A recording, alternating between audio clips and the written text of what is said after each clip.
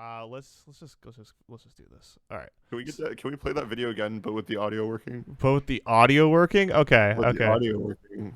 We gotta hear that.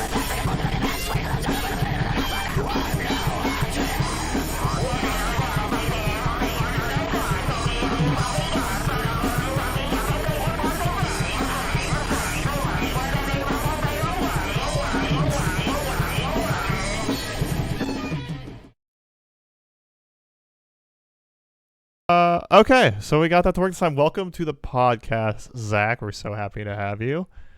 Hey, what's up, gamers? No, he said it. Okay, so I don't know if you guys saw the clip on Facebook. He was practicing for this, and I'm really honored because there's not much to practice. But we're really happy to have you, and I hope you're Wow, I'm so happy to be here. Wow. Okay. Now he's mocking Excited. us. Yeah, I have to say it's crazy. We've known Zach for 10 years. This is the first time he's felt comfortable enough to use his natural voice around us. This is him. This is really him. The real Zach.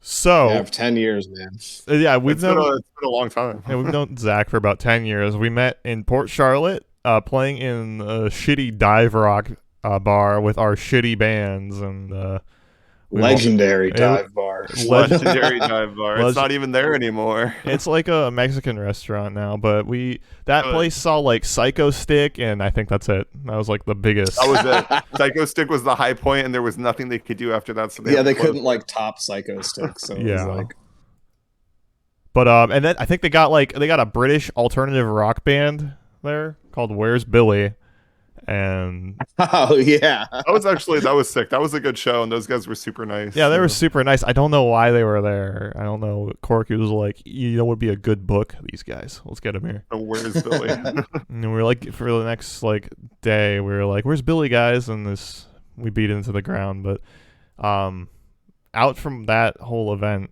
all the turn of events, we became friends, and we even got to work together in bands, and we formed the Holloway Tape kind of together. I think we auditioned you into the Holloway Tape, Billy and I. Yeah. And then you took the wheel and you went off with it, and I stepped away from the band to do other things. But yeah, it was not a lot of people knew that. I think we were talking about it yesterday, and someone was like, "No way, Chris was in the Holloway Tape." Anytime somebody brings you up to me, Somebody I'm in the like, chat he brought was up, in the Holloway Tape, right? And they're like, no, what? What he play? Was he your bass player? That's right. Somebody in the chat brought up Taser, and I completely forgot about Taser. That's okay. I wonder if they're doing anything. They're probably all fucking drug addicts by now. Dude, Well- their fucking guitar player, Jack Mitchell, he plays guitar still at like Dean's and other like restaurant establishments in Port Charlotte, does like some acoustic stuff, plays some Nickelback songs and shit like that. He even has a fucking van with his face plastered all over it. That sounds awful. I've seen it a couple No times. good. Whenever No I visit good. my mom in Port Charlotte, I'll see his van. I'm like, motherfucker. How is it can that I see you see the van every time you're down here, yet I live here and I'm in Port Charlotte all the time and Yeah. I never see it? Well, I think It's rough. you were sending me some messages about the chronicles of one of the guys from Taser, and it was a very colorful and interesting. Who would have guessed that band would have went in that direction? It's totally a shocker. They got kind of like half of the rock and roll experience, is what it seems like the bad parts. Yeah, but I just loved when they played and like all the old people and the boomers were like, "Yeah, they're gonna be the next big thing." I don't think they put out any original songs either. I think they were all cover They put songs. out one original song. Whoa. Was it good? It sounded like their cover songs. Was When it? we did Dreaded Affliction, they went to the same guy that we recorded with, and he used because we did MIDI drums, and he used the exact same MIDI drum fill that we had on one of our songs. I remember when we were in high school, we were pissed off. We were like, they stole our drum sample. What if they just stole the entire drum track? Dreaded Affliction, always saying that they did everything first. Yeah, that's right. But so I'm sure everyone in chat is familiar with the Holloway Tape. But can you tell us a little bit about the Holloway Tape before we continue? Yeah, man. The Holloway Tape is me, Billy, and Josh, and And now Jason, who's our bass player, we've been active since 2013. I joined about early 2014, so it's been a long journey. Those first couple shows we did were with you, Chris, and during that time, I didn't have any lyrics written for any of our songs, but we were just playing shows anyway. So I would get up there and be like, for the 30-minute sets that we were gifted to us. Yeah. Honestly, I would have never have known. I don't think I remember that. That was the best part. It's like nobody fucking listens to this shit anyway, So like, and then ever since you left, I remembered that I'm related to someone that plays drums, and we just have it kind of expanded from there. We've released 3 full-length records, all of which are like an hour long. I commend you for that. I was like going through the Bandcamp yesterday, and I was like, wow, I know you guys put out like 3 full lengths, but the fact that they're like 20 songs each is so impressive because I can hardly write one song half the time. I put out 1 EP in like 4 years, so I commend you guys. Billy's he's a madman, dude. He comes to me like all the time, and he's like, yo, bro, he's like, these are the new songs I've written. And then sometimes he does these things, I feel like, to spite me, because we did the 20-song album, and I was like, all right, let's do a few less. And he's like, nah, bro, next one, we're doing 30. And I'm like, and I said to him, I was like, sure, man, we'll do 30 songs. How about we have 29 of them be like a minute long? And then you make song 30 like 12 minutes. And he's like, all right, bro, sounds good. And that's the case. We have a 30-song album. I haven't like finished writing lyrics for it or anything, but drums are fully recorded for it. And 29 of the songs are like a minute long, and the last song is 10 minutes. So like it's actually going to be on the shorter side. The record clocks in at about 45 minutes altogether, but it's 30 tracks that I have to write lyrics for and figure everything out for. So how does it feel that you could actually perform almost all these songs live in one set? Does that scare you? Billy wants to do that. He makes comments like, "Yo, bro, one of these days we can just play all of our songs." Right. And I'm like, oh my god. But more recently, there's been like a comfort in playing like shorter sets, like going everything like guns blazing, and then just being done with it. Because I mean, it takes a lot out of me getting up there. I'm not in shape or anything. I have people ask me. The 3 people that attend each show will say like, man, how do you have so much energy? It's like, I don't know, man. I'm like sitting there afterwards like, Yeah, and like I've seen you do laps around venues and everything. And speaking of like live performances, I think your on-stage energy is something that you're really well known for around here. And I mean, yeah. It's become something of a local legend, I think. Some people don't even realize they're talking to me in that sense, because some people will talk to me I've met recently that are part of the local scene. They're like, yo, there was this one deathcore beatdown band, and they had like a long name. I can't remember them, but their vocalist dude, he'd fucking beat his head in with a microphone, and he'd run in and like, I didn't know what to expect. He was crazy, man. And I felt like Obi-Wan from Star Wars when he's like, yeah, of course I know him. He was me. Like, and they look at me and they're like, no, what? Like, no, that was actually the Dillinger escape plan, but I fucking wish. Yeah, man. So what's the craziest thing you ever did on stage? Dude, I think we all know. Do we know that? I don't know this one, so let's hear about it. So recently, I would say it was recently, because there's also the We Have Been Compromised thing. But recently with the Holloway Tape, we did a run where we drove up to Maryland and we worked our way back down to Florida. We did Maryland and 2 North Carolina dates and 3 Florida dates. And on that tour, so there was 2 things that I did. So the second North Carolina date, we played inside a cider brewery. and we were told that anything goes. We can do whatever the hell we want. And the guy we were playing with, his name's Ty, and they do this thing called canned, and they scream into a Pringles can, into a contact mic through a Boss Metal Zone pedal, and right into a Line 6. And it makes ungodly noise. It's ridiculous. It's really funny. They have a song called Group Hug, where everyone gets together and hugs afterwards. They had a song called Pee Break, where he'd set the microphone down, and that song was different every night of the tour because he was always depending on how long he had to pee. Anyway, that night he said, "Yo, so I can get naked?" And they're like, "Yeah, man, you can get naked." And I thought, well, damn, I can't get naked because he's going to get naked. You got to get naked now. Yeah, so what I did is I set a Bible on fire, and like a lot of smoke. It sounds like a Harmony Korine movie. Yeah, and I had a lot of people that were the people that played the show with us, and the people that showed up that were just like, what the fuck? I think some people just heard that there was a show that day because there's no way they knew who any of us were. And anyway, so that was one of them. And then later, on the last day of that run, we played at Alice Olivia's house in Venice.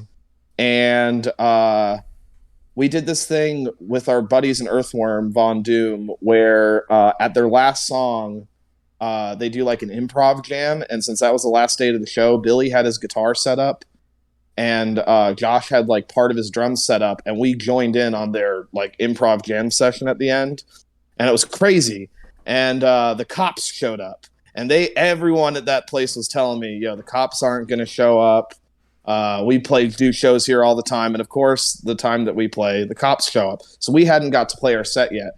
The cops show up and they say, all right, you guys can play for like 10 more minutes and then it's done. So thankfully we already had all our gear set up, and we played 2 songs, and the cops were waiting outside. And I was like, all right, so if we're going to do 2 songs, I need to make sure that everyone remembers this. And I got naked and ran around the fucking thing. And there was this dude there who kept going on about how he just got out of prison, and he wanted to shove the microphone up his ass to prove that he hates everyone. And he was freestyle rapping in between sets, and he was crazy. And so as I'm naked, that guy strips down to his underwear and grabs a mattress and starts beating someone with the mattress. And I don't know, man. That sounds pretty on par with what happens at that show. Yeah, was this dude where the cops were like right outside? Yeah, I'm sure he was, man. He hated everyone, is what he kept telling me. So he didn't fucking care. I'm gonna shove this mic up my ass because I hate everybody. That's literally verbatim what he said. I'm gonna shove. He's like, I hope someone like asks me to do a set tonight. He's like, because I'm gonna shove the mic up my ass because I hate everyone. real avant-garde, buddy. That's a real experimental set you got going on there, buddy. It was just the inside of his stomach making noises for 15 minutes. But so that sounds just like Venice, Florida. Yeah, I mean, I can't think of anything better. Like that's completely on par with what goes on in Venice. But so you're talking about Earthworm Von Doom, right? I've seen you talk about them a little bit, and I remember that when the Holloway Tape was first playing shows, every show was like, okay, so we got the Holloway Tape, and then we got a bunch of beatdown bands, because it was like 2013, 2014 beatdown bands were everywhere around here. So that was the show itinerary, and it always felt a little weird playing those shows. Like, oh, Traders is on this show, and our first show is with Traders. Yeah, with Traders and Dealey Plaza, I think, and it's like, okay, and Ovid's Withering. Yeah, and those guys. But now you guys, there's a big variety of music around here in Florida now. How does it feel to be kind of like playing with a bunch of unique bands like thrash and more death metal, deathcore and beatdown now? So it's take much your pick. more varied than it was before. It's awesome because in the sense that I regularly will meet people who've been to like a local show and they complain about like they feel like everyone's kind of doing like the same thing, and I think it's maybe you just don't know the right people. I seem to be like waving the freak flag at Holloway Tape shows, and it just gets me in touch with the right people that all kind of just don't give a fuck about like who we're surrounded by. Because I mean, we play shows with anyone, man. You ask us to be on the show, and like as long as we're like available and don't have to work that day, I mean, we don't give a shit who plays. I know that like back when I did We Have Been Compromised, we would get offered a show, and then like we'd have a couple members in the band who would be like, okay, well, who's playing the show? And like I would think like, who the fuck cares who's playing the show, man? Like we're gonna be playing it, and it's like it wasn't the same 5 bands that we were always playing with, so it's like, no, let's not do it, you know? And it's like, who fucking like, dude, I'll go and play our set, and like everyone else could be doing like a completely different thing from us, but like I want to be able to prove that like we're able to that we don't give a shit, that we can stand out, and like if you want to, because I mean like sometimes there's a good reception, sometimes we play and we've I've managed to like pull Holloway Tape into like the death metal scene around here, because like some of the local death metal bands ask us to be on their shows, or like a couple of the grindcore bands that are around here especially want to do shows with us, and sometimes it goes over well. Sometimes people stay in and they have a good time. Other times we play with some of these bands, and of course we're not doing the same thing that everyone else is doing, and it's kind of like, why the fuck, who the fuck put these guys on? And you get people that just stand outside. But I love the people that stand outside, because they don't expect for me to go outside and still be singing my lyrics, because it's like, hey, like I think you forgot there's a show happening in there, man. And hey, you smoking your cigarette. Yeah, put that cigarette out. We got to go back inside. We once played. I've got 5 more to smoke still. we once played a set, and I ran outside, and there were these people. They were all smoking cigarettes, and I was beating the tom, because it was like the end of our set, and sometimes like we just destroy Josh's drums in the process. And I ran outside beating the tom drum, and I just see someone look over and they're like, hey, that guy's got a death tattoo. And I'm like, of everything going on, I'm covered in all this shit. I'm in my underwear. I'm beating a drum outside in the smokers area. And the one thing that comes through your mind is, that guy's got a cool tattoo, man. My favorite thing that happened was, I think Russo and I threw a show down at Howl. We had the Holloway Tape come out. And you guys went on, everyone went outside, smoked their cigarettes, and Howell had set up a PA outside as well. Oh yeah. And then everyone like people were outside, and it was like, wait till they find out that they can't get away from it, because this is gonna play outside too. And I think you guys were doing a completely improv set that night.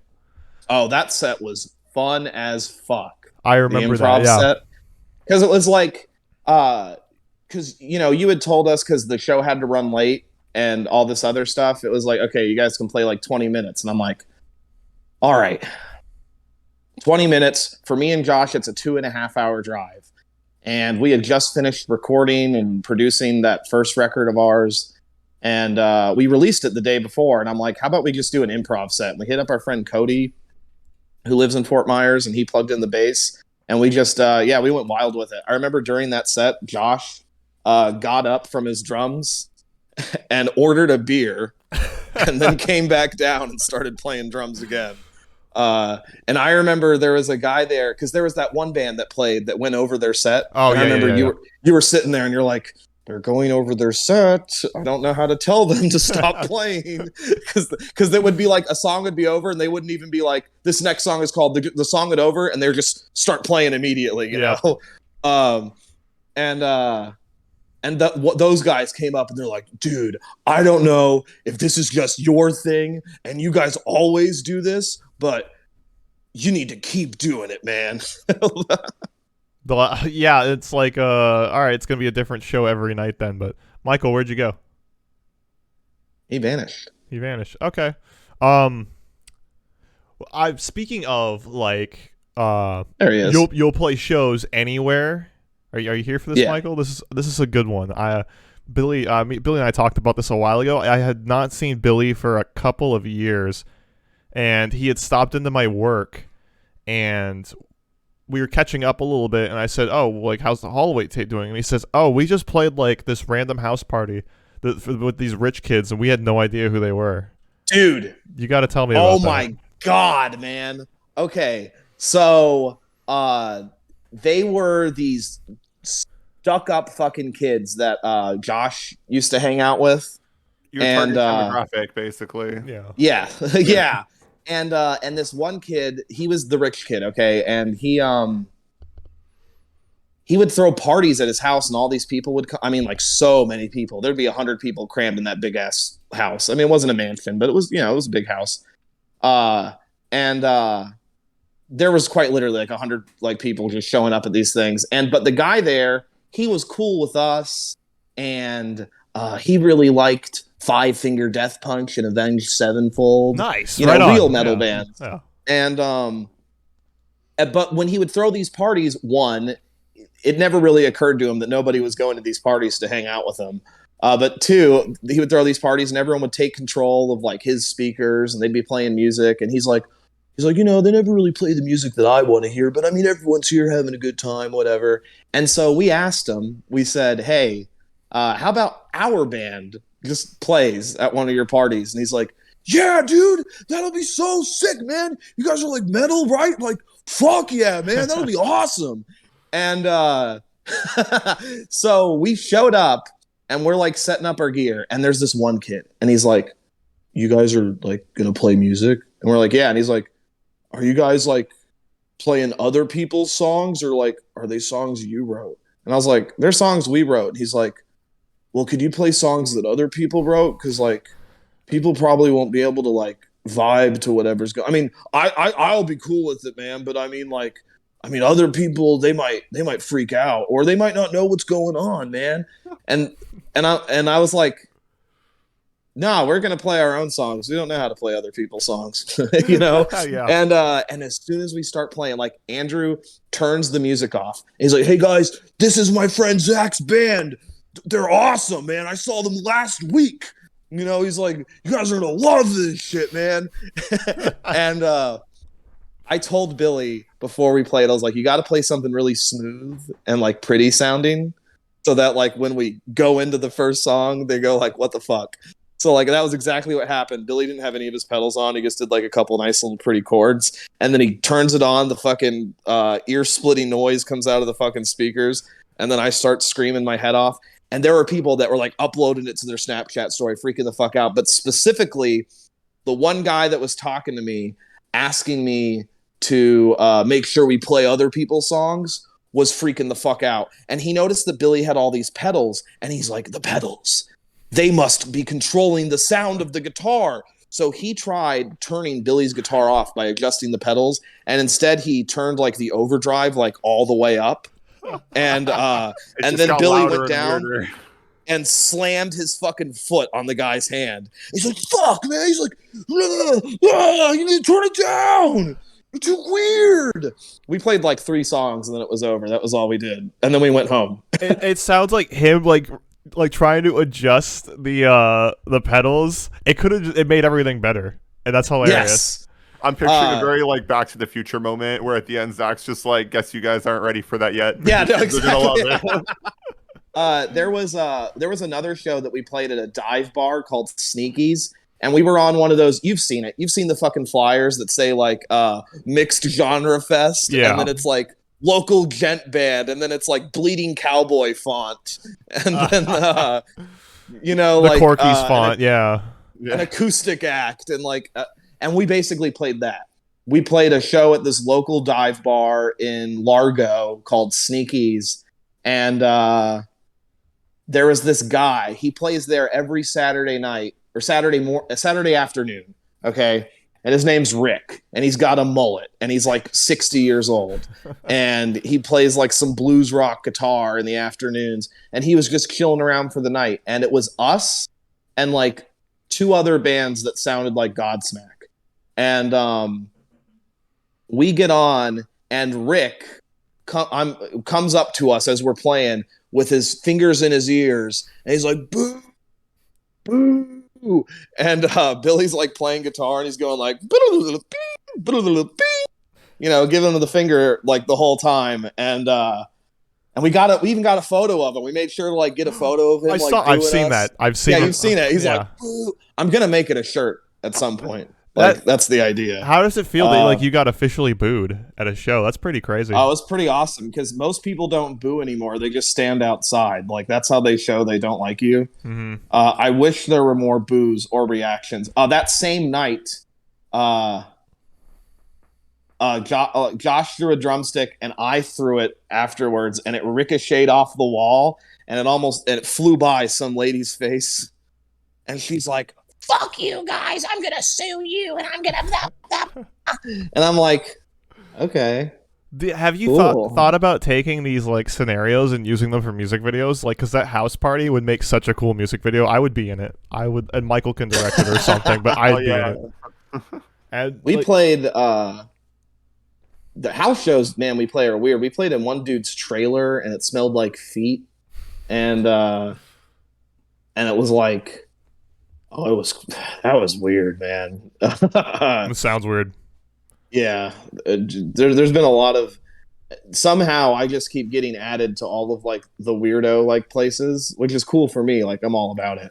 But you know, like I played a show recently at a place called Studio 69, and fucking Patrick Dowling came out to the show, and this guy, there were people smoking crack in the bathroom of the venue. Apparently, this is like. I think it's a front for people to just openly go and like smoke crack, you know, because there were a lot of like weird, questionable looking people showing up. And this one guy comes up to me after our set, and he's like, "You guys, man, that was awesome, dude." And I was like, "Thanks." And he hands me a case of beer, a case of Busch. And Patrick, you know, Weeping Wound, like actually has people that listen to them. And he goes on tour like around the country, and he plays with cool bands and all that stuff. And Patrick looks at me, he's like, "In all the shows I've played, nobody gives me a fucking case of beer for a show." And oh yeah, and they were smoking. Yeah, Sam just came out to remind me they were smoking crack during my set, which is even cooler because you know, Holloway Tape crack smoking music. You know, number one crack smoking music. Well, like that's quite a feat. I think between the three of us, I think you're the only one that can claim that somebody's been smoking crack at like their show like that. I also commend you again for this, because whenever I would play a show or I would throw a show, and just like someone I don't know comes up to me and is like, "What's going on, man?" I'm like, "I don't want this. Like, I'm not into this." Like, oh, Billy says all of this. Like, whoa, Billy says the same thing to me. Like someone someone talks to me, and like I'm like, "I'm not familiar." I'm like, "Pump the brakes. I don't want to do this." But you have people who have just smoked a whole, you know, rock of crack, hand you a case of beer, and you're like, "This one is crack rock, please." This is our fucking demographic, and you're totally cool with it. I love that. Yeah, Billy says the same thing to me because he doesn't really want to like talk to a whole lot of people at shows that he doesn't know. And I'll like just walk up to people and be like, "Hey man, how's it going? Are you in one of the bands? We're in one of the bands." And he's like, "How the fuck do you just like walk up and talk to these people like that?" I'm on his side 100%. I don't know how you do it. I get it, but like, I mean, shows are such a great place to meet people. Like, I can. They can be, you know. All you have to do is just put yourself out there and like. Just... Unless, of course, you walk up to somebody and they're smoking a rock of crack, which happens. Probably not a great sign. Yeah, it happens. Apparently, I've heard it happens. I've heard it happens at that one band, the Holloway Tape show. Yeah, the Holloway Tape shows is where you go to smoke crack. So I'm looking forward to that because we're coming to see you. I think probably your next show, so we know that there'll be some supply there. Is there crack? Yeah, and you know we'll my next show is at the Brass Mug, and I'm selling pre-sale tickets. I've sold my soul, and I'm selling tickets, and I have to sell them. You accept crack rock? Will there be crack? Yeah. Yeah, there will be crack rock at the Brass Mug, legendary venue where people go to smoke at crack. The Brass Mug once, I think. It's where my dad met my stepmom. That's really cute. Was there crack?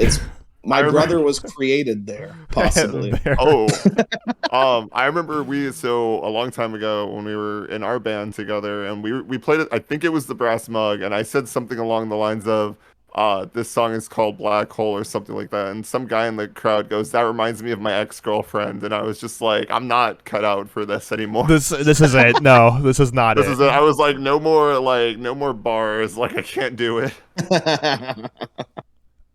And like we thought we were putting out some very intelligent kind of party rock, post-hardcore stuff. We didn't coin that term. The party rock thing wasn't our term. That was given to us. Someone was like, "They're the best party rock band." It was bestowed upon us. Yeah, and I was like, "I guess we're party rock now." But that's fine. I don't know what we thought we were when we were doing Dreaded Affliction, but we were like, we're metal and we're gonna get signed, and everyone's gonna think that we're the shit. And we go ahead. We at least had guitar and drums and vocals. We at least had those things going for us. Yeah, that's true. I remember in the Oceans Revealed, we actually got an email from somebody from Face Down Records, and we were like, this can't be real and all this stuff. I'm like, well, Face Down Records is who puts out Kids Bop, so we're like, this might be real because we're party rock and everything. But they wanted us to tour with some band or something, right? Something like that. I don't know were they listening to our music? Maybe it was like an actually well-known band from what I remember, and they were like, "Hey, we want you to tour with this band," and all of us were just like, "This can't be a legitimate thing." I think Austin was like, "This is real. We should take it," and I was like, "Maybe we should have. I don't know." But like Face Down Records has like they had For Today and like all those like Christian metalcore bands and stuff. I'm like, that's us. We're in. Hell yeah, bro. This was like, I was also like 14 at the time. I was like, I'm going to get a Nickelodeon show and everything. Like, it's going to be great. We're going to be like the Naked Brothers band, but it's going to be party rock. Party rock. Clothed. Party rockers in the house tonight. So, I want to talk about this. It's been about a year since you released the Painted World of the Holloway Tape. And I remember because I made a meme about it recently, or like it popped up on my memories. And, that was a really great record, and I really liked everything about the theatrics of it, even though it's kind of you can't really tell it's theatrical. I could tell it was theatrical. I know a thing or two. But tell me about the process of making this album, because it kind of somehow stood out amongst your discography compared to it was still crazy math rock, mathcore noise, and everything about it was super sick, but there was a little bit of a flair on this record that stood out to me. It is currently it's the first and only record that we have where I had Billy mic his guitar amp to record all the guitar parts for it.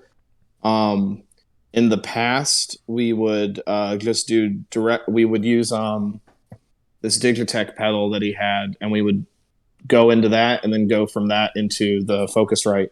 And we would record all the guitar that way. But for that one, we did the Klaatu Barada Necktie song. And I told Billy, I was like, we should mic the guitars. I want to get like a more like analog sound as much as we can, And we liked how that song came out. And so for that whole record, we decided to 20 songs, record all of them with the guitar amp in my fucking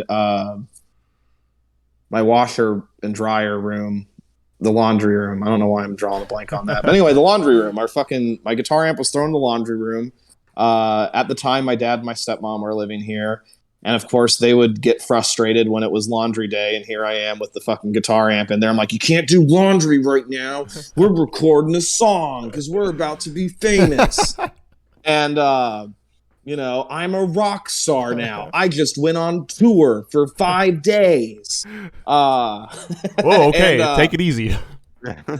No, but yeah, so we did that. That was also the first record where I bought I have this like handheld, like old like telephone, and it was circuit bent to be a microphone. So it's got like an XLR input at the end of it, and you just go that straight into there. So I do a lot of vocals where I'm singing into that thing with like my mouth like cupped over it. Mm-hmm.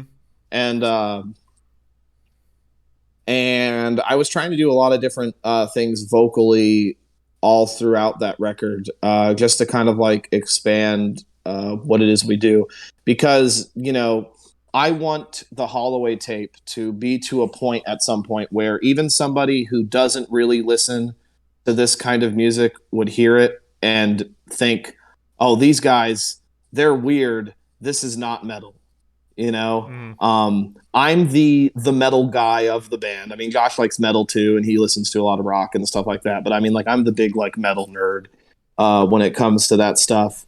And I don't really see the Holloway Tape as being like a metal thing. And but to the and people who are also on my end of the spectrum that are like, you know, the big like metal snobs, they also would agree that we're not a metal band. They would actually be the first ones to tell you. They'd be like, they're not fucking metal, you know, and that's fine. I don't care. But there are some people that like, they hear the screaming in the music and they're like, oh, this is metal, man. That's what metal is. It's screaming and guitar and drums. It's metal. That's it. And I want us to be at a point where when you hear the music, you would not assume it's a metal thing. You just think it's weird, noisy, crazy shit, you know. And I love screaming. That's not me saying that I'm going to stop doing that. But I want to be able to have like a more like variety in my voice so that like the people that just kind of listen to music for just the vocals wouldn't inherently think like metal music. They would think like this is something else, something weird. And I want to keep doing things that are going to be like kind of oddball, weird stuff. On the current stuff that we're recording right now, we're not doing it the way we did that record, recording it through the amps, because the problem with that was that like it takes a lot to do that, you know, and then you have to like Billy could tell you all about it. It's just it's a longer process because you have to turn the amp on, then like something could have came in through the feedback that you didn't want like fucking going all throughout there. So now we have this line 6 board and we're plugged into that, and that is going into the Focusrite. And there's all sorts of crazy effects that are going on in these guitar tracks. We have 2 full-length records that we're working on right now. The first of which is a reworking of our first release that we did a few years ago, mostly because we still play a couple of those songs live. And we feel like we've gotten a lot better at figuring out how to do this whole recording bullshit. I mean, we still don't know what the fuck we're doing, but we have a better understanding of how to make it sound what we want it to sound like. And the second of which is that 30-song album I mentioned earlier. And so we got both of those being worked on at the same time. It's real crunch time hours here. And what's going on now is we have a main guitar track that is recorded, and then all these like hundreds of little bits and pieces of crazy effects coming in to accent certain notes. Not necessarily all of the time, but like you're listening to it and it's the tracks are sounding very busy, but there's a lot more like clarity going on. I know that like when some people hear our music, you know, there's a rough sound to it, and a lot of people in our local scene that are in bands, you know, are really focused on like the production aspect of things, which I mean, like, you know, I love things that are well produced and have like a good sound to them. It's not like we had like our Painted World was reviewed on the Mathcore Index podcast, and those guys liked what they heard, but like one of the things that they were bringing up was like this like kind of homebrewed production. And I remember they also reviewed the Klaatu song, and one of the guys said something along the lines of as if like you know, that we were trying to like make some kind of message or act like our record had to like sound shitty or something to that effect. Nobody wants to hear this. Like you need to do like a well-produced thing. But here's my thing is I would rather our record, quote unquote, sound like shit because we did it than me pay like upwards of money for someone to give us a record that maybe sounds good, but it's not the sound that I'm looking for. A lot of people around here that go and get like records produced by like certain people, they get like this nice, like perfect sound, which works for them, but it's not what I want. You know, I remember when we did the We Haven't Compromised thing. And I'm sorry, I'm going on a tangent here. But like when we did the We Haven't Compromised thing, we would.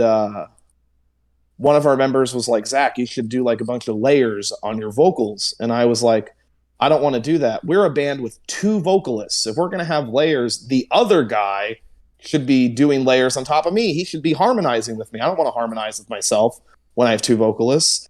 And he was like, but Zach, you know, like you love Cattle Decapitation, and Cattle Decapitation, that guy, he does like 1 million vocal layers on his vocals. And it's like, cool, man. Like, I don't want to be what they do just because I like their music. You know, I know what I want to do. And of course, with the Holloway Tape, I do occasional like crazy vocal layers on that. But when I'm in a band that's supposed to be like a heavy, like tough guy thing, like if I'm going to have 2 fucking vocalists in the band, he should be harmonizing with me. I don't need to harmonize with myself. I find it, first off, I'm going to go back and say, I find it very ironic. Sorry, no, that's okay. I love that you have you're filling out the time here for us. Mathcore Index, I find it ironic that they're a little snobby about production when, you know, it's Mathcore Index. But I think, you know, and they overall, they liked the Painted World album. It was the Klaatu that they were giving a hard time to, because like they were, I don't know, they probably, upon first listen, were thinking that we were trying to do like this like hardcore like black metal thing, like in a sense of like, fuck good production, we want to sound like shit, you know? Yeah. And like that's not the case. We just want to be able to make something that like we're proud of, and then once it's put out there, improve upon that. I would say that every single thing that we have put out, it has improved in sound. And some people, friends of mine, will go and they will, I know plenty of friends that have music they've written and they've never released it because they don't think it's good enough. And on our end, we don't give a fuck, man. Like, we like it. Like, we're going to post it. If someone thinks that it sounds like shit or somebody likes it, cool. The idea that we have going on is like, we're always going to do something better than what we did a minute ago. You know, and we've all seen the progress that you guys have made since what is it? This something succubus blah blah blah blah. Like it's Sucky Babes or blah blah blah blah blah blah blah. And once we get to this new release of it, the new version of it, which we've been working on since last year, is sounding nuts. Honestly, I think like right now, I was listening to it in the car, and I mean, it's the best that we've ever sounded. I think it's really going to change any naysayers' minds of what we do. And but I mean, you know, a lot of folks, especially back, like, I mean, you remember when we were doing like We Haven't Compromised and stuff like that.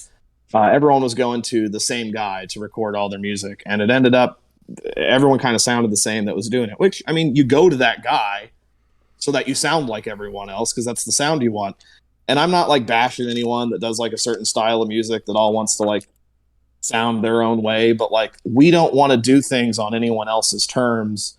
We want to kind of figure it out for ourselves. You know, we want to fall and get made fun of and show that like we don't fucking give a shit. And I love those Mathcore Index people. I'm not like saying that like I'm upset with them. And we took some of the things they said into consideration and other things as like a badge of honor. One of the things they said about Painted World was it's ear fatigue in an album.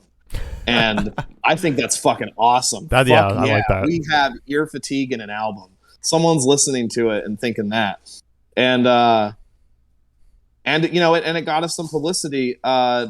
And they got a lot of followers. So I think it's cool that like people like them are like checking our stuff out. I think it's cool that like you know, the Klaatu video currently has 3,000 views, and that's just from me and any of my friends that have been sharing it and posting it. You know, I know a few people when they have like a video that they're doing, they send it to like Beheading the Traitor or Chugcore Productions or like any of these people that have like a big following, which is the smart thing to do. I'm not knocking any of that stuff, but like, I don't want to do it by those terms. I'm not super concerned of how like successful the music that I make is, but I want to be able to keep making music, and I want to do like kind of like whatever, you know. and same with Billy and same with Josh and Jason. We're all just kind of on this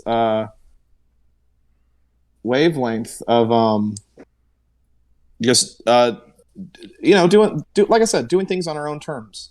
And a lot of people I meet more recently, like in music. I mean, you guys are like that, at least with you, Michael, with like the record you just released a song recently, didn't you? Yeah, it was great. And of course. And it was something that like you did like on your own. And there's a gratifying feeling of when you've worked on something and you did it yourself. And if there's some imperfections that like maybe you didn't intend to be there, like you can, I don't know, grow to appreciate them because you did it, you know? Yeah, I get that. Like you're saying, when you are there for every step of the way, it's a labor of love. Basically, at that point, you've overlooked every aspect of it. The recording, you set up the mics, you did the mastering, you did everything, and it means that much more to you. Yeah, and I have some people who have heard like the Holloway Tape stuff and they see the videos and like I put a lot of work into those videos. And in those videos I make sure they're like really goofy and like out there and weird. Because when I go to see a music video, I want something that's visually entertaining. I want there to be a reason there's a video for it. I hate videos where there's like a white backdrop and it's just dudes playing music because I'm not going to watch that. I'll just listen to the song on Spotify or iTunes or however else I used to do it 10, 20 years ago, and now, and I know because like we have been compromised. We paid $750 between the five of us, which really isn't that much when you're in a band with four other people. And it was a video with a lot of jump cuts, and it's just us playing in an abandoned building. I remember like, God, I fucking hate this video. It's a typical local band. Yeah, and no disrespect to any of we have been compromised friends, but it was just for me on a personal level. And I know when we recorded that EP we did, we all listened to it and we were all like, oh, this could be better. And this thing could be better than that. And it's like, and we spent money on it. And it's like, fuck, at least like if I could think that something could have been better about it, it's like, all right, well, I know what to do next, or I'll figure it out how to make it better this next time, or we're not going to do that next time. We're going to move on to the next thing. That's kind of like how the thing is with the Holloway Tape. We're always making sure that we have something to release each year, or at least doing our best to do that at this point. And we want it to have something new, and we're always moving on to the next thing. Once the record's done, it's like, all right, Billy's already got album 4 in the process of being written, and we haven't even recorded the guitar for album 3. That's insane. He's already it's thinking kind of a what blessing in a sense, because I mean, like, I struggle so much with like writing stuff, so to have somebody that has so much material like planned out, it makes it easier for sure. But even though we have some of these like silly videos, I had someone recently that said, yeah, man, I think the Holloway Tape sounds cool. I wish you guys were more serious though. And it kind of blows my mind because not like you can understand the shit that I'm saying, but like I have quite a few serious songs. I also have a bunch of really silly songs.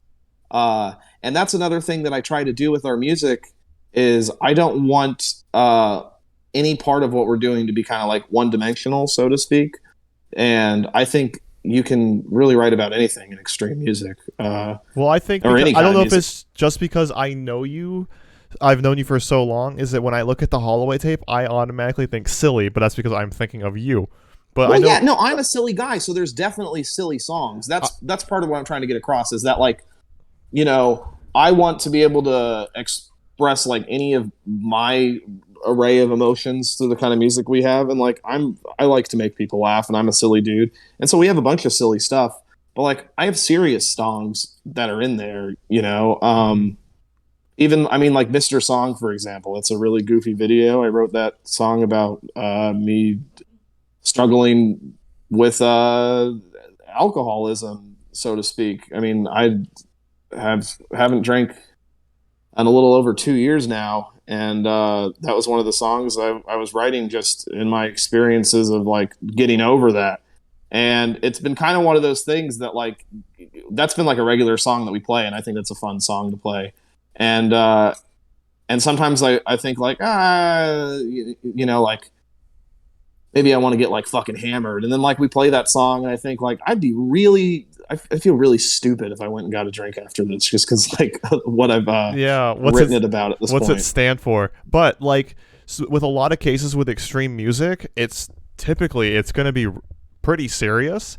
I think that so a lot of the Holloway Tape is so just like catastrophic and chaotic sounding that I can assume that this is going to be something pretty like lyrically it's going to be very heavy. Like I remember the hash slinging slasher.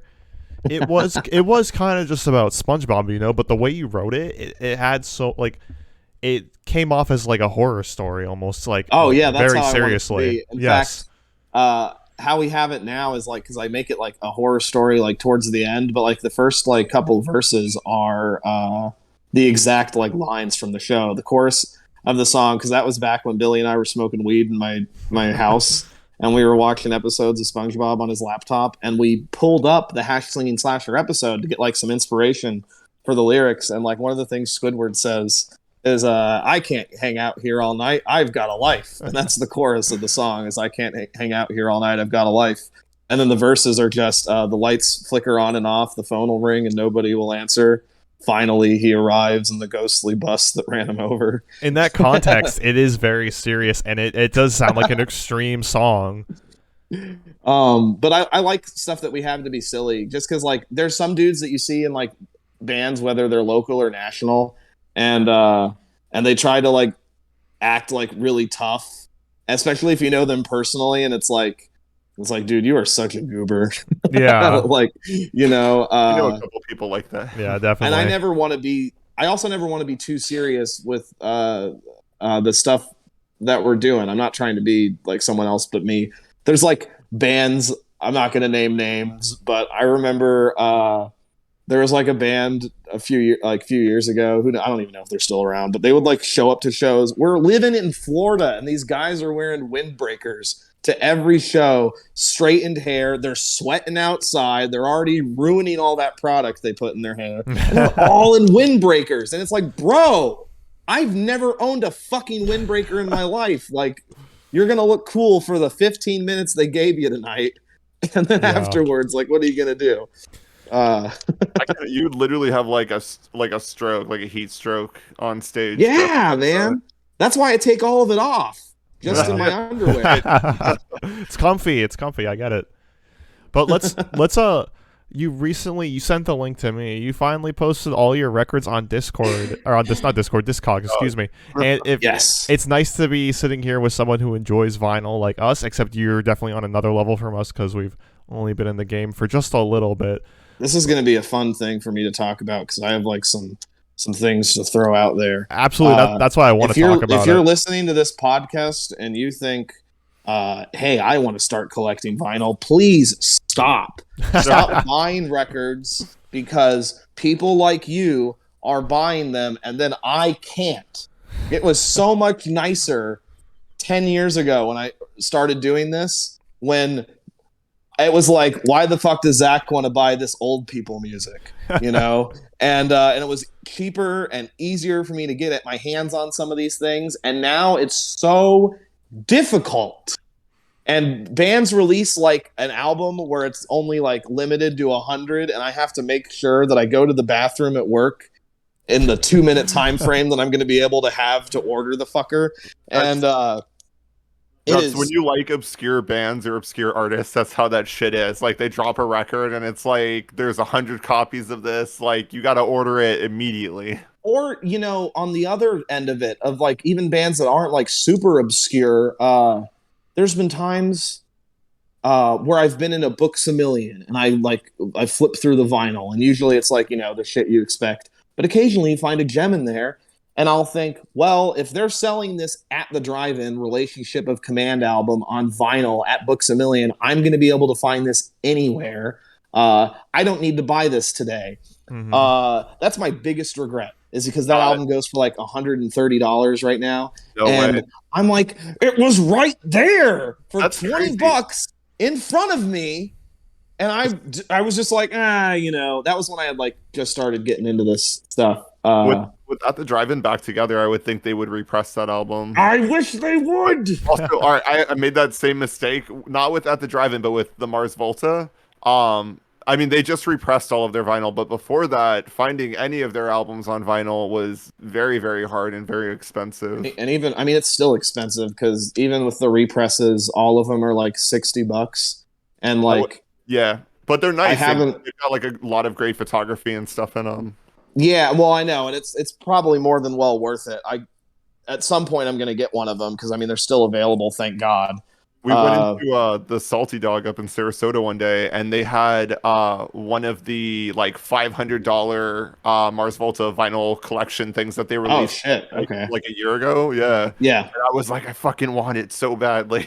Yeah, they finally recently they did. Now you can buy them all individually, so you don't have to get the box set because that's how they did it before. It was like you had to get the box set, right. And now they have them all individually, which is awesome because I really just need like one, and I can be okay, and then eventually I'll get the others. Yeah, and they made some like sick t-shirts to go with them too. Oh, I know, they're so cool.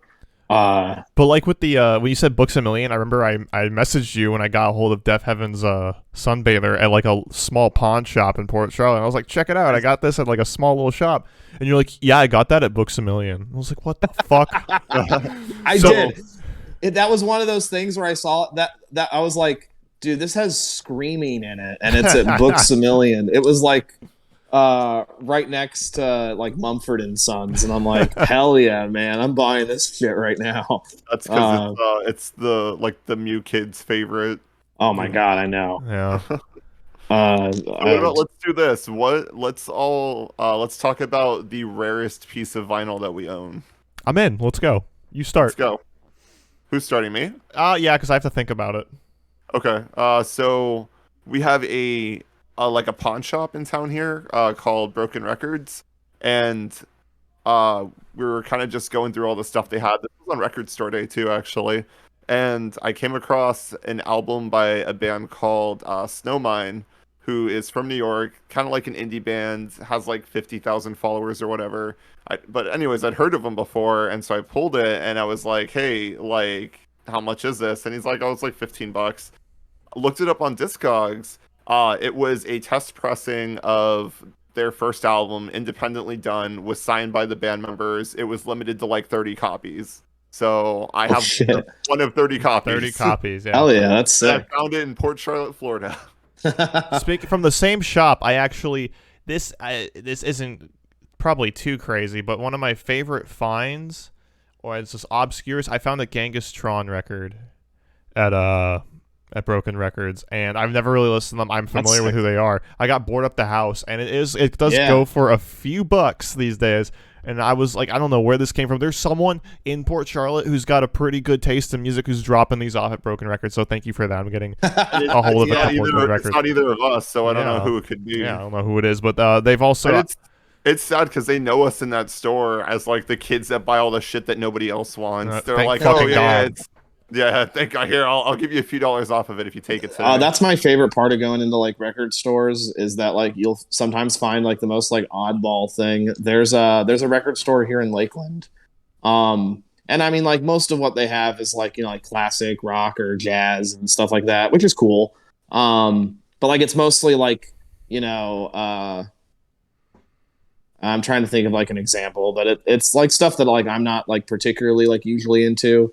And a lot of like hair bands and stuff like that, you know? Yeah. And but I'll like sift through, and I found Psy, which is a Japanese black metal band, and they had one of their more recent records just chilling there amongst like Cinderella and Poison. Nice. And I'm like, I don't know what the fuck this is doing here. Do you have any records that are kind of just like, it's totally outside your style, it's just something that's really close to you, or something like, I feel like I can't leave the store without picking this up, because I have a few of those where it's just completely, it's in its own lane. Like, do I you want to know if Zach has this album right here. Hold on. I don't want to get into a whole Okay. tangent. I want to answer this one. I have to bring that up. So I was actually just talking about my friends about that. I do not have it. How do you And not I want have that? You should get it. And here's the thing: is I've made the comment that everyone who has a record collection has that album stowed away somewhere, and so I've been this far gone into it. I'd feel embarrassed walking up to the store clerk and being like, "Hey, can I just get in the aeroplane over the sea?" They're like, that album? You can have that album. Yeah, like You already don't. You don't have this album already? Yeah, exactly. It's like, what? This is just for display. Your first time being in a record store, huh? Mommy You could have and Daddy just forgot bought to this come at in. FYE. Yeah. I think I must have bought mine at FYE or like Books a Million or something like that. And I need to get it because like it is definitely like missing in my whole collection, and it's something that I would like to have. I'm probably just gonna have to order it online, which is what I do with most of my things. As far as like Rarest Records that I own, I'm not entirely sure what like the rarest thing that I have is. But I do have some of the things that I was looking up for that are worth quite a few bucks. And it's the one that's like the most like personal to me. So in 2010, I went to Mayhem Fest 2010, and which I guess I didn't need to mention that was in 2010. But anyway, Korn was the headliner, and I love Korn, usually with butter. I was waiting for that. But the band is cool too, and I've that's like my one of my biggest like influences as far as music goes is old Korn music, and they had a thing at that festival where if you bought their new album, you got to meet the band, and I'm like, oh my god, this is my favorite band. I get to meet them, and so they were selling the vinyl, and I never owned a vinyl before, and I didn't even know that they still made those, at the time.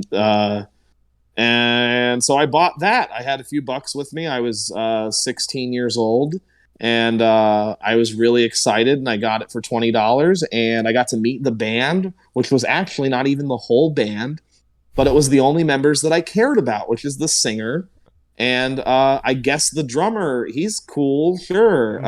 Anyone else would have sufficed. But hey, Jonathan Davis, he's the guy that I like. I would have been so bummed if it was like not him and it was just two other jack-offs, like maybe their tour manager or something. That'd be like if you got to meet Green Day and it was just the guy that plays guitar the on tour stage guy. with them. Yeah, like, and they have a there. guy. They used to have a guy like that in Korn when Head wasn't in the band. They had a guy that played guitar behind the curtain. And it's like, fuck, what if I meet this guy? Like, I don't even know who you are, dude. But anyway, I got to meet Jonathan Davis. He was really nice. We said all of like 5 words to each other. And I'm like, oh, wow, he's so cool. He signed my record, and that's like one of their worst albums, truthfully. I was going to say, did it suck? Yeah, of course, man. It's 2010 Korn. Nobody wants to listen to that. Yeah. But I looked on Discogs the other day. It's worth $200. And mine is signed, unlike whoever that guy is selling it to. But I used to, when I had first met you guys, I was in between homes, and I was going to school, and I would be like couch surfing around like places that I would find. And I brought that record with me like literally everywhere I went.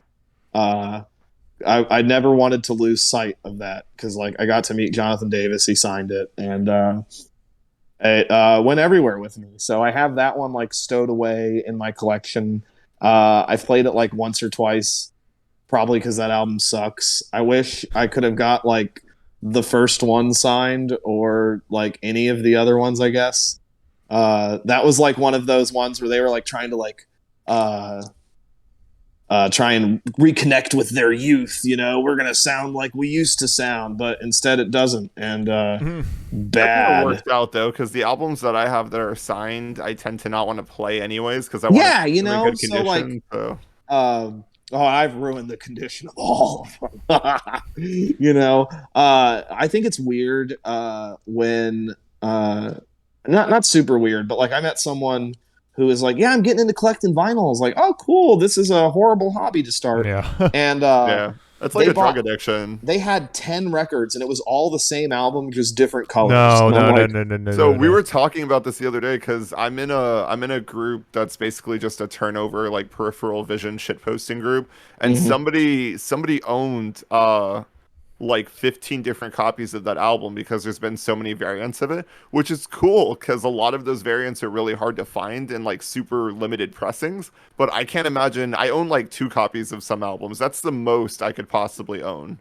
I could not own like 10 variants of the same album. And you're ruining it for the other people that just want one copy. Yes. Yeah. Just to say they have it. I gotta have my candy corn colored vinyl variant. I mean, some of them are cool. Michael does have a Neapolitan pressing of one of his favorite records, and I think pink, white, and brown is like, that's so cool. That is one of my favorite variants that I have. I think the coolest one, I'm gonna get up. I'm gonna show it off. On the move. I'll show mine off, I guess. Yeah, we may as well. Okay, so here is the whole. It looks great. Thing. Got quite a few. I have a little crate right now, and that's it. That's where you need to stay. I think so. When you're buying a shelf and like you go to like record stores like on the regular. Oh, that's sick. Yeah, I like it a lot. I have. And it's signed. I have this. It's a band called High on Fire. They're awesome. It's like stoner doom meets thrash. Anyway, it's like. Whoa, that's really nice. That's awesome for sure. It is. Yeah. I don't know what the fuck. When I was logging it into Discogs, I had to like look through, and it's like 3 different colors just melded together. And it looks crazy. I didn't even know that's what it was when I ordered it. You know, a lot of times I get albums, I don't know that it's like some specific variant, and I'm not like on the lookout for ones that are some crazy variant. Unlike, I mean, like some people are, and like so it's a nice surprise when I open it, and I'm like, oh shit, this is purple. Yeah. That's all I would want. You know? That's all I want is if it's some kind of color. It's like, I think I ordered one and it was like, oh, this is like red, and I open it, it's like very violently pink. I'm like, this is a nice surprise. Like, I got there's a Death Grips one that I have, and when they announced it, they're like, hey, here's the vinyl pressing of Bottomless Pit. It's a limited to 200 neon yellow, and there was no other option for any other color. And I was like, okay, I guess I got to get this right fucking now, or I'm never going to have Bottomless Pit. And which this was like right before the album even came out, and I needed to have every Death Grips album. And so I bought it immediately, and I have the yellow one. And then like they're like, hey, the yellow one sold out. Here's the regular black version. And I'm like, you mean I could have just waited? Sounds like I didn't have to like spend $25 I didn't have because I would have regretted it later because I'm a man baby. One of my favorite artists, who like actually half of my vinyl collection consists of, he'll like put out albums and he'll be like, oh, I'm never doing another pressing of this. So I'll buy it or I'll get it. And then like 3 months later, all right, so I'm doing another variant of this album. And I'm like, fuck me, dude. Yeah, that's always fun. Speaking of variants, Chris, what's the color name for your Death Heaven variant? I think it might be the same. Zach, you probably have the same one. It's piss yellow and pink. Piss yellow. Yeah. Is it called that? That's what it's the official name of it. It's called Piss Yellow, and then like, what's the pink has a name too? It's not as grotesque as the yellow one, but yeah, it's dick skin pink and piss yellow, pee pee poo poo yellow, and yeah. It is definitely a piss yellow though, because I've looked at it and I can't say I've spun it yet. Up and it says that I own Piss Yellow Death Heaven album. I like half the records, so I haven't spun it yet. I'm like, this looks better in the plastic film because it's a really thick record and I don't want to take it out. Like the whole he just likes the Piss Yellow half of it. Yeah, that one's cool because not everyone does it, but I mean, like, I don't know if you guys know this, but like, there are specific mixes that are made for vinyl. And some bands and artists don't do that. They know that vinyl sells, so it's the same like sound on it. But others, like, I don't know how it works, but like there's a specific mix that you have to have like for how your vinyl plays. And that Deaf Heaven album is one of those where like they have like a certain like sound for it so that it sounds good on the medium. And that record sounds excellent. Okay, So, well, I'll have to spin it then. Jack White from the White Stripes, who is a big vinyl enthusiast. One of his albums, I think it might have been Lazaretto. He released a version that was completely uncompressed on vinyl, and it was supposed to give it better sound. Yeah. Anyone who's like a vinyl enthusiast or like likes the format will usually go out of their way to make sure their record has like a specific sound for the format. Other people are just like, hey, vinyl sells, who the fuck cares? Just press the fucking music on there. And that's fine. I don't care. I know that King Gizzard and the Lizard Wizard, they did one of their albums in 2017, Polygonawana Land. All of their things are really fun to say, by the way. Yes, and that one, they had it set up to where like not only was the album free, but if you wanted to press it yourself and sell it, you could. And they gave all the like information that you needed for it. Like, here's the artwork for like the vinyl. And they also said if you're going to press it on vinyl, it has to be these files so that it sounds right. And if you're going to press it on CD, it's these files. Have they done that with other albums? Because I've seen people sell like their own variants of like King Gizzard vinyls before. I don't know if they've done it with the other ones. I just specifically remember that one because like they made like a big fuss about it on social media. But that's how they were doing it. Because that year, 2017, they released 5 albums that year, all of which were like of a different sound. And I don't know how they do that. I don't know how we do that. You know, release like an album with 20 songs on it. They released 5 albums, all with like 10 songs on it, all of which sounded differently. They had the one with the Mile High Club. That's my favorite and one of my favorite vinyls I own too, I think. That's sick. Yeah. Like, speaking of like that kind of output, we were talking about the Mars Volta and like At the Drive-In a little bit earlier, but their guitarist Omar Rodriguez Lopez, there was a year where he put out an album every week pretty much for the entire year. Oh, I didn't even know that. Yeah, like I don't know if it's all on Spotify, but it was literally about like every week or so he would release an album. There's that one really sick band that has the drummer of Five Finger Death Punch called Psycho Sinner, and they released 9 albums in one day a couple years ago. Or not a couple years, a couple months ago. Yeah. I think I listened to like a few off of each of them too. I was like, these are all equally amazing. It was incredible. Yeah. Like, that was like, they managed to do every style of butt rock like possible. Like, they beat it to death. I was like, yeah, dude, this music's dead, huh? I think like no one talks about it. I didn't know there were different like sounds of like butt rock or different types of butt rock or subgenre. I think. Oh yeah, dude. If you're a butt rock enthusiast, you know that there's a lot out there to enjoy. I think Buckethead has like some 500 albums or something as well. Oh yeah, dude. Yeah. He's got a crazy discography. He's got Who's that rapper that has a ton of albums like Viper? Viper, yeah.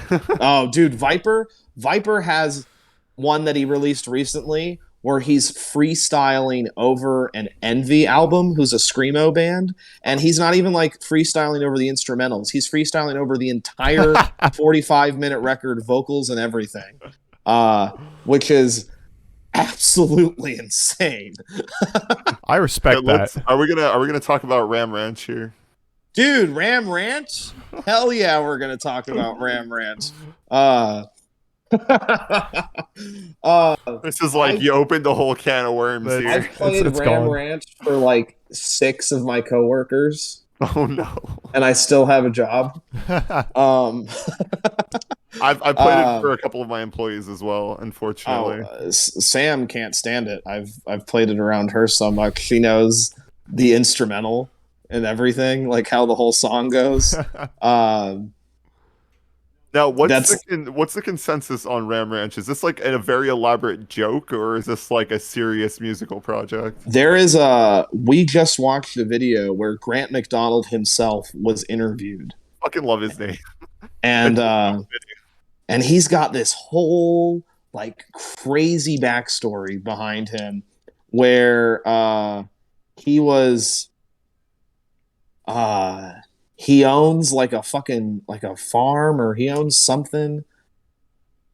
So Ram Ranch is autobiographical then. Yeah, man. He wrote Ram Ranch almost like as like a protest of like there were like some of these like, I don't know, like openly like homophobic people, and like something of the sort of these people that didn't want to play like the music that he was writing. So he was like, okay, well, I'm just gonna go and write a song about like fucking cowboy butts, and we're just gonna roll with it. And I don't know, I'm gonna have to link you the video later. Okay. There's like it's a Grant Mcdonald interview. There's like so much. It's like a 20-minute video, and like this was me the whole time, like, yeah. You know, because there's like a whole like conspiracy behind it. The dude's like a millionaire, 40-year-old man. I would believe literally anything that anybody told me about him. If they were like, yeah, that dude's an alien, he came down from like the planet Mars and just started. He's got a song about how the Ram Ranch Cowboys are abducted by aliens and they're coming to fuck cowboy butts. At least he's like keeping it like fresh and like just changing it up. Yeah, there's some of them. He clearly is using the same Ram Ranch vocals, like from another song, but with just a different instrumental. There's 300 Ram Ranches. I haven't heard all of them, but I've heard a few. All right, I want to put an end to this right now. I want to ask you some of your favorite vinyls that you own, and then we'll get the fuck out of here. We'll wrap this up. Oh, that's easier. Favorite vinyl I own as opposed to Rarest. So is it easy, Zach? Yeah, you know what? I said that, and then I'm like, what do I fucking own? Yeah, that's how I felt. 249 albums. Yeah, I know. I have the shit. I said that was easier. Now I don't. I'm like literally looking. You look like a fool right now. Yeah, I know, right? I have Symbolic by Death on vinyl, and that's like my favorite Death record. That's one of my favorite bands of all time. I have City by Strapping Young Lad, and that is one of that's an industrial metal album. It's extreme as all hell. It was made in 1998. It's got like elements of like death metal, industrial, and thrash, and that is like my favorite production sound in metal is how that record sounds. The frontman of Strapping Young Lad is Devin Townsend, who I know, Chris, you've heard me never shut up about. Mm-hmm. He's my project. Yeah, he's my favorite musician, and Strapping Young Lad was his old band that he did in the 90s. And City specifically, I think, is like them like firing off on all cylinders. The song "Oh My Fucking God," especially, that's the name of the song, "Oh My Fucking God," and the vocal performance on that is like off the wall. There's like sections of the song where it sounds like your head is being like thrusted into a jet propeller. Because there's just like all the songs are really busy. It's like this big wall of sound with blast beats and everything just like going full throttle. Other couple things that I'm really glad I have are like I got Ex-Military on vinyl, and nice. It's a fucking bootleg, but like I don't care. There's no way you're gonna get the official pressing of that. Yeah, that's my favorite Death Grips record. So I think that's so cool that you have it. And then I have Pork Soda by Primus. Cool. That's another great record. I'm like really stoked on. Another one is there's this Japanese band Boris, and I have their album Pink, and I have like a 3-disc deluxe version of it that has like all the B-sides on the other on the third record. And I bought that not only because I love Boris, but because I was at a record store and there was these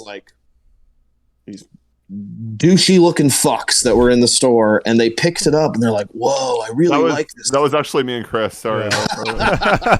They were like, "Whoa, I really like this artwork," and I was like, "Oh, you never heard of these guys? And they're like, no, what, you know them? I'm like, yeah, they're a Japanese band. They have like these like really noisy, like rock elements, as well as like they get sludgy. That album specifically, there's a lot of like really slow, like heavy parts, and then it gets like really fast.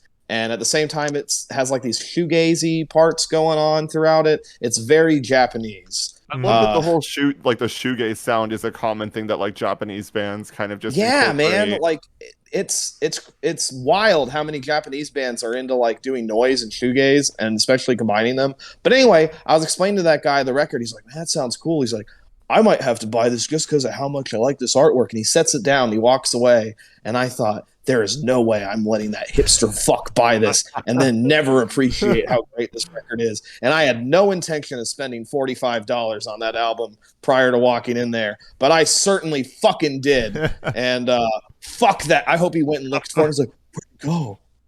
But the artwork. No. Sorry, yeah. Hopefully he has to look at a shitty low-res picture of it on the internet now. Yeah, what an idiot. Another album I'm glad I have. I'm sorry I'm going on and on about all this, but I have this one album. It's called When the Kite String Pops, and it's from an old 90s band called Acid Bath, and they're a sludge metal group. And that is a band. They were signed to a label called Rotten Records, and Rotten Records sucks and doesn't want like any of their music on streaming platforms. So if you want to listen to Acid Bath or other bands on their label, like Dog Fashion Disco, you got to buy the music, which I have no problem with. But sometimes it can be hard to fucking buy the music. Or I have to go on the Apple Store and buy it digitally. So I bought the record, and I've been able to enjoy it, considering, I guess the other option is piracy. That's actually what I did when I was a kid, was I downloaded them. But like specifically Rotten Records, like if their albums were on YouTube for only like an hour, because then they would be like, oh, delete that fucking shit. Wow. You ain't keeping that shit up. But now, as soon as the pandemic happened, I guess the people at Rotten Records were like, hey, I guess the world is going to end. And now every band that they've ever signed is all on Spotify and Apple Music. And that was like my cue of like, oh, I'm going to die really soon, huh? Like this is like a when pigs fly situation, as I'm able to listen to Acid Bath on fucking Spotify, which I do. And those guys are really cool. Blah, blah, blah music. Don't buy records. You have less money in your wallet and more like big hunks of wax that if you're like me, you go, hey guys, you want to listen to this? I really like listening to it. Or you go on Discogs and you say, hey guys, look at my Discogs. Look at all the shit that I have on there. Which I can now do, since I spent 2 hours the other day inputting every single thing. I've been putting it off for so long, and I should have done it years ago so that I'd only have to put like one record a week that I buy. Yeah. It's so gratifying though. You're like, oh shit, look at how much my collection might be worth. It's just like, it's a very official feeling that just like, that's in the books now. Yeah, or like when I look at an album that like there's not a lot of copies of, or I see like how many people want the album, I'm like, fuck you. And it's cool to be like that. I got that's mine. That's the bubblegum pink from 2016. Put that in. For me, it was like my piss yellow variant. There were some that I was like, oh shit, I forgot I own this. Which I'm at that point already of like, oh yeah, I have this one. Yeah. There's even some that not only do I forget I have, but I think of like getting it, and I'm like, wait, no, I have that at home. Well, now it's you have the list. You say, let me look that up. Do I have that already? Yeah, right. Like, hold on. I get like so stupidly excited like when I'm in stores, and then like I'll drive anyone that goes with me insane, because I could literally spend a couple hours in like Park Avenue or Daddy Cool. Oh yeah, or Daddy like Cool. Love Daddy Cool. When I go out of state. Anytime I've been out of state, I'm like, oh, I got to check out a record store in this city, like see what they got here. My biggest regret is living in California most of my life and living like 5 miles from Amoeba and never having bought anything from Amoeba. Dude, I would love to go there someday. I got a Blink-182 CD from Amoeba Records the last time I was out there, like 10, 15 years ago. Oh, that's sick. Yeah. I really want to go there. When I was in Brooklyn, I went to Rough Trade, and I bought Big Black Songs About Fucking, And I've seen that album before. that record. There's a lot of love for that album on. So I'm in a group called Implying We Can Discuss Music, and they talk about it every once in a while. Oh, it's fucking awesome if you haven't listened to it, man. It's like early like industrial rock stuff, noise rock, punk. What's his face? I almost called him Steve Buscemi. That's not his name. Guy whose name I'm forgetting, but he's a big producer. Steve Albini. Steve Albini is the frontman of Big Black, and no way, I did not know that. Yeah, and he also does Shellac, and he produced In Utero by Nirvana. Oh, wow. Yeah, he did like a bunch of like big like '90s albums. Yeah, he's a big deal, and Big Black was like one of his like early bands, and God, they're both of their records they have are fucking awesome. But that was a cool find because it was used in New York, and I'm like, and I just love looking at the title specifically because like it just looks like one sentence, Big Black songs about fucking. But yeah, I'm really immature. There's some things that I've like looked at and I've bought just because of how like goofy like the presentation on the album cover is. Which is something I miss. Like I used to do that as a kid in middle school and high school. Is I would look at CDs and I'd see like the artwork, and I'm like, "Oh, that looks cool." Yeah. And then I'd go home. We've come full circle. We went from Zach talking about douchebag guys buying an album just for the artwork to now he's talking about. Yeah, I was the douchebag. He was guy. the douchebag guy. Exactly why I knew it would be wasted on them because I've bought CDs that I thought the artwork was cool, and then I go home and listen to it. I'm like, this sucks. You know? That's me too. Like I'm disappointed when an album has really cool fucking artwork and like how the album sounds just does not match up with it at all. It's the most disappointing thing to me. It's even worse when it's the other way around and the music sounds really cool, but then the artwork sucks. Yeah. Because then it's like, oh man, if I buy this, how am I going to show this to someone? How cool my music is. No one's going to want to see this. Cool. Yeah. There's this band I like that I found out recently has 20 Spotify listeners. I think the Holloway Tape has them beat. And we're at 25. And they're called Outside the Coma. And they have one of the vocalists from Sixth is in them. And they have like this Japanese pop singer or whatever doing it as well. It's really weird sounding, but it's cool. I don't know any band that sounds like them, and their album cover is like papyrus font and just their name, and like that's it. It's like you went into MS Paint, you typed in your name, and you're like, here you go. That's Times New Roman. That we're good, and it looks like shit. And I think like, dude, I would never want to own this physically to show anyone. Like, no one's going to want to check it out at that point. Right. I say that, and then I've put my fucking butthole on an album cover. So, like, what do I fucking know? It happened. I mean, we got, what is it? What's the band that Varg Vikernes was in? Burzum. Yep, Burzum. Or, wait, wasn't he was in another band before that, right? Because he was in... Burzum is his band. He played bass in Mayhem. So Mayhem, right. So Mayhem was the one that put the picture of one of their band members with his head blown off on the album cover. Yeah, it was it's a bootleg live recording. And yeah, it's dead with his brain splattered. I like Mayhem's music, and I especially love their first album, De Mysteris Dom Satanas.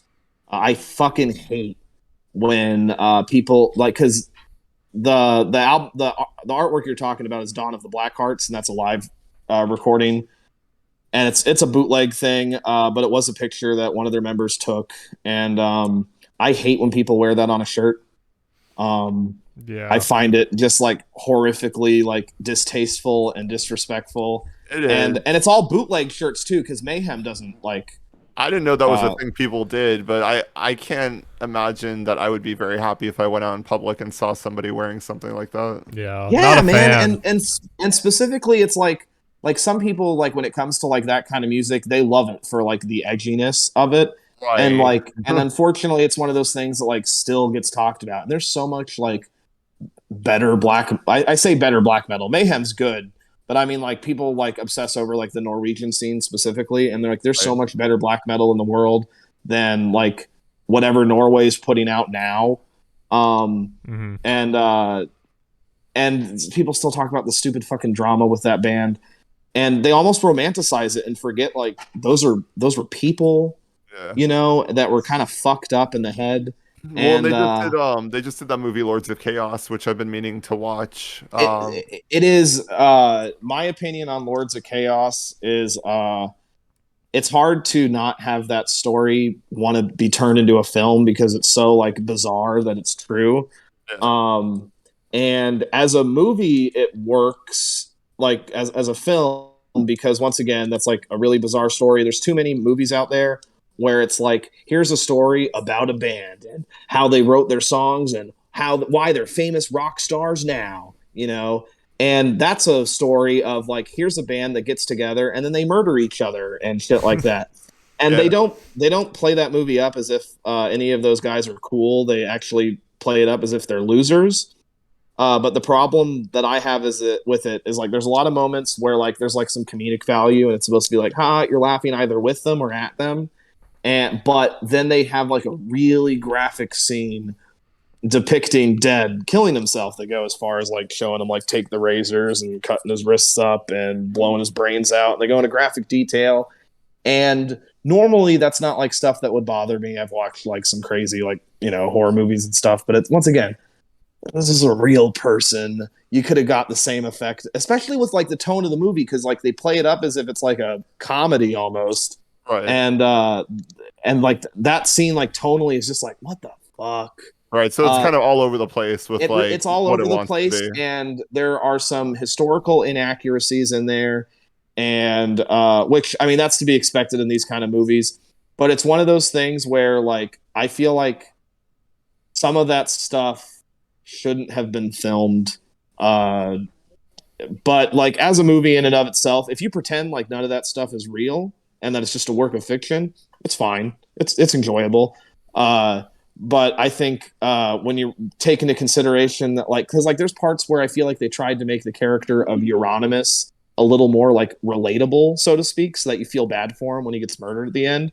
But like that dude's a piece of shit. Like just because he was the one that got killed and he wasn't like the very obviously like racist one doesn't mean that you know you need to relate to him. You can just make a movie about a bunch of piece of shit scumbags. You know? Yeah, it's okay to have a movie where you don't really care for any of the characters, especially if it's a story like that. I don't think it's really important that you care about anybody in it. Yeah, it's just like I said, it's more of like just the tonally like inconsistent parts of it, but it's fine. Um, yeah, yeah, Lords of Chaos. Speaking of rock biopics, and I'm sorry if I'm going over what our time frame is. Have you seen Rocket Man? Because that is fantastic. Oh my fucking god! I was put off on the fence because probably the same reason. Yeah, go ahead. The singing. Yeah, the singing. I don't know. He kind of just. I know, like that was with like Elton John's blessing and everything. He wanted to make it kind of his own and not really sound like Elton John or anything like that. Yeah. Which I thought was interesting, but that's not why I watch a biopic like that. Well, that movie is a musical. Okay. It's not like presented like a standard biopic is. It's a whole musical number. Like every time an Elton John song is performed in that movie, it's detailing the events of his life. And it's not like he's performing in front of the crowd whenever it is. It's like, I mean, it's done like a musical, which I've never personally seen like a biopic done where they string it up like a musical. And it's not even always that dude singing the songs. Sometimes it's like his parents that are singing the words of the songs, or like people that he knows and whatnot. I also really appreciate that there are moments where he does things where they don't hide the fact that, like, you know, he sleeps with men and does drugs, which is like a criticism that I have of like Bohemian Rhapsody, where like it almost felt like they were villainizing Freddie Mercury's sexuality. And, it was Yeah. it was PG-13, so they definitely toned down a lot of stuff, I think. Yeah. And Rocket Man is an R-rated musical where there's Right. literally a musical number where he's doing blow off of a knife and while a dude is giving him head. And I was like, and I'm watching this with my dad, and I'm like, fuck yeah, man. That kind of changes everything, I guess. Yeah, it makes me want to watch it because it's it's a more experimental film than I thought it was going in, because like I was going into it like, fuck, man, I don't want to watch a rock like you said, where it's just going to be like a dude singing Elton John songs. I'm going to be like, but like it's a lot different than like what the expectations I had set for it. It's really cool. That's awesome. I might have to end up checking it out. That's cool because we're really big or early Elton John fans. Like Goodbye Yellow Brick Road and his like self-titled and everything. But like, big fans of early Elton John. So's my dad. All right. Yeah, man, my dad loves that song. Our dad used to play all of that music when we were growing up. So yeah, man, my dad loves that song. My dad would always play Elton John songs himself, like on piano or on guitar and singing them. And so, like, growing up, I thought my dad wrote those songs. And I was like, pretty good, Dad, this is you on the radio. Like Rocket Man would come on the radio. My dad wrote this song. Tiny Dancer. Elton John? Like, that's crazy. It's you, man. Who the fuck is Elton John? He's stealing your music. Let's get him. But this has been. I'm gonna stop it right now because we've taken a lot of your time and taken a lot of these fine viewers' time. But thanks so much for doing this. Like, this was really fun and just absolutely. It was an adventure. Yeah, it took a lot of twists and turns from talking about people smoking crack to talking about vinyl and everything. It was great. So to people doing blow in the Elton John movies. So like we went from smoking crack to doing coke. Like yeah, it really it worked really well. But thanks so much for doing this. Listen to the Holloway Tape. They have 3 full lengths out available on Bandcamp. There's 2 full lengths and a split and something. Yeah, and also listen to Spin Kick, which me and Chris did last year. That's right. I lost all the files to it. I think they're on my computer, or at least the videos are. They're on Bandcamp at least. Yeah, so check out Spin Kick on the Bandcamp too. It was me and Zach's very short, chaotic like metal EP, like 5 minutes long. Rocks. Also, if you think the Holloway Tape is cool, please buy tickets. We're playing with Wormhole, Party Cannon, and someone else, I guess. And they're like $15, and I have to sell them, or like I get canceled or something, or they won't let me play. They take them out back and they execute. We're never gonna see Zach again, so you gotta buy these. But all right, thanks a lot for having me, fellas. Yeah, and let's do it again sometime. Definitely have you on for like some like fun, some fun streams and something like, goofy. Something goofy. We can dick something around. Zany. Yeah, we'll do another tier listing of some kind. Yeah, we'll do that. I love doing tier lists. Zach's really into movies and stuff too. We could always do a movie podcast. Definitely. Recently, I've been going through. Not like I haven't seen them, but I've watched all of the fucking Wes Anderson movies recently. I love them. I need to go see The French Dispatch still. Oh, it's so good. I watched that and I was like, I need to go back and watch all the other ones. So what's your favorite Wes Anderson movie? I honestly, and it's because I love claymation so much, but it has to be Isle of Dogs. But like after that, it might be Moonrise Kingdom or Grand Budapest Hotel. It's somewhere between those two. And I really, I don't see enough people talk about the Darjeeling Limited. I love the Darjeeling Limited, but I'm also I'm a huge Life Aquatic fan. Yes. Oh yeah, for sure. That's a fucking masterpiece in and of itself. Mm-hmm. It's hard for me to say like favorite because I've never watched one of his where I'm like, yeah, that sucked or that was okay. All of them are like new and exciting.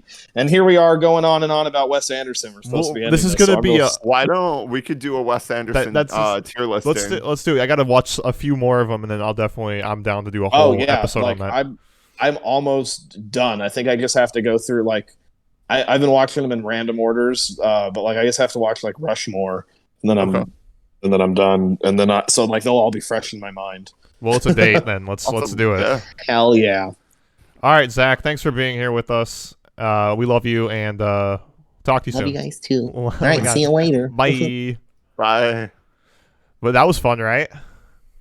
That was very fun. A little bit of technical difficulties at first, but thanks so much for everyone that was hanging out. And let me drop the Discord as well. Join. We always dick around. We post memes. We talk about our favorite songs. Talk about video games. Please come in, hang out with us. And We have some exciting news, don't we? Yeah, Saturday we are celebrating our 200th follow, and we're way past that now. So thanks so much for that. We're gonna be doing our Bean Boozled stream, 7 p.m. Which means we're going to be celebrating by me puking into a trash can for probably an hour. Puking up puke flavored jelly beans.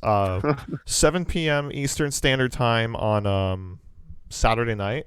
We're gonna be doing some music trivia, some challenges. We're gonna be just hanging out, talking shit, listening to some music, and eating some jelly beans. So I'll be posting about that in the Discord. Definitely hang out. And you guys have been a treat. Thanks for hanging out with us tonight. We'll see you later. Bye, guys. Have a good night.